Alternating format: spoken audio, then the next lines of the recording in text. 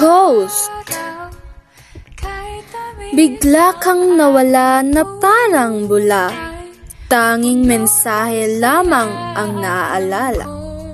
Mensahe ko'y walang sagot. Iniwad mo ako lubos na pagod.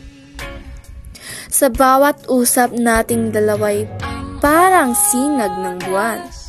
Ngunit ngayon, parang lamay na kung puno ng katahimikan. Boses mo'y di na marinig. Alaala mo'y di ko pa rin malimot ng pag-ibig. Ngunit sa bawat pag-uusap na dumaan sa buhay, natuto akong magmahal ng may tapang at gabay. Salamat sa aral na iniwan mo.